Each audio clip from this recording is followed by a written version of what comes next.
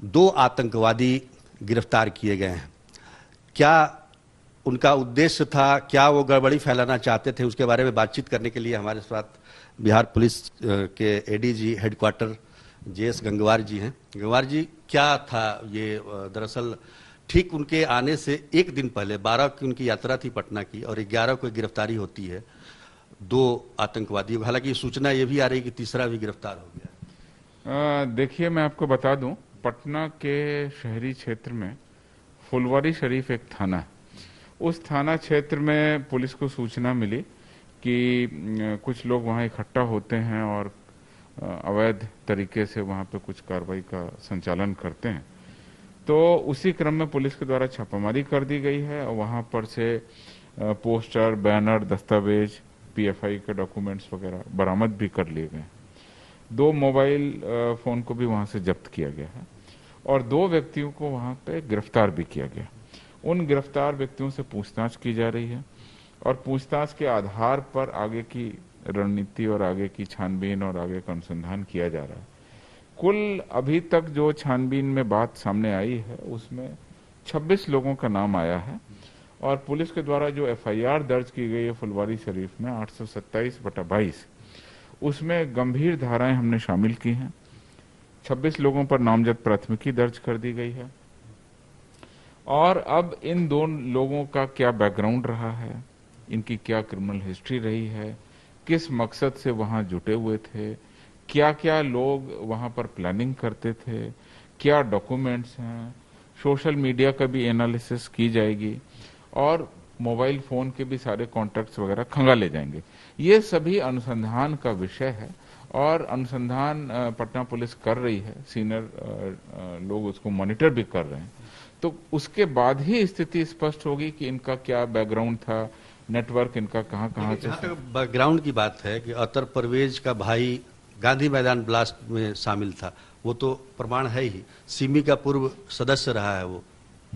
जो आपने बताया है वो अभी पुलिस वेरीफाई कर रही है और वेरीफाई करने के बाद में वो सारे लिंक्स को हम लोग इन्वेस्टिगेट करेंगे। आप ये समझ लीजिए कि पटना पुलिस लगातार चौकसी पर थी।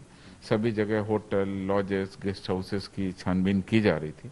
उसी क्रम में ये सूचना मिली है और ये कार्रवाई पुलिस के द्वारा की गई है। इसमें 12 जुलाई को एफआईआर दर्ज की गई है। इन लोगों को जेल भेज दिया गया है। गंभीर धाराएं जिसमें देश के विरुद्ध युद्ध करना और कम्युनिटी के बीच में वैमनस्यता फैलाना 153A, 121A और षड्यंत्र की गंभीर धाराएं लगाई गई हैं। इसका अनुसंधान हम लोग कर रहे हैं।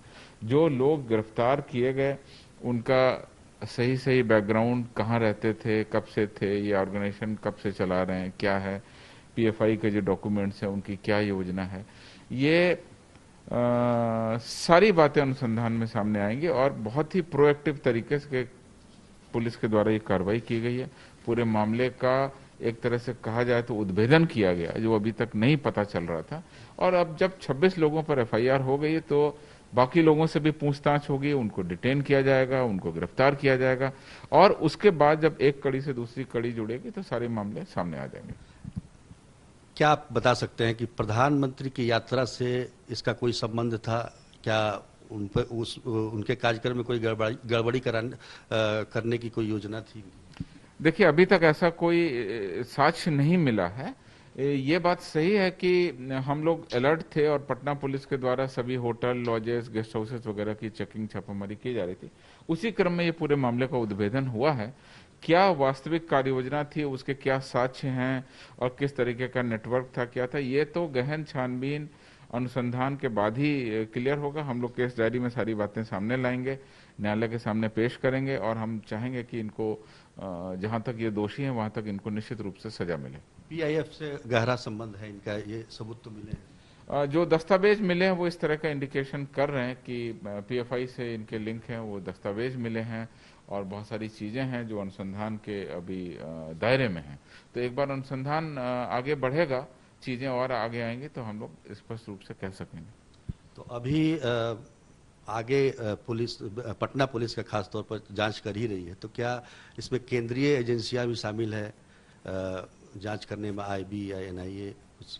जो पटना पुलिस की कार्रवाई है वो एप्रोप्रिएट लेवल पर बाकी एजेंसीज को शेयर कर दी गई है और उसके आधार पे जो उनके इनपुट आएंगे और जो उनका जो हमारे पास में डेटाबेस शेयर होगा उसके बाद में हम लोग अनुसंधान आगे बढ़ाएंगे और उसके बाद सारी बातें हम लोग एविडेंस के बेस पे सामने लाएंगे। एनआईए वगैरह का कोई अभी इनपुट इस तरह से नहीं देखिए एनआईए, जहां तक एनआईए की बात है वो एक अलग केंद्रीय एजेंसी है और वो अपने आप कांड का अनुसंधान अपने हाथ में ले सकती है।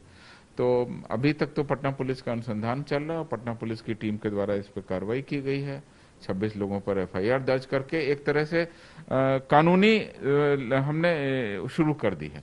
अब जांच शुरू कर दी है, अनुसंधान शुरू कर दिया। अब आगे जो बात आएगी वो हम आपसे शेयर करेंगे। कब से चल रहा था इसकी कोई जानकारी?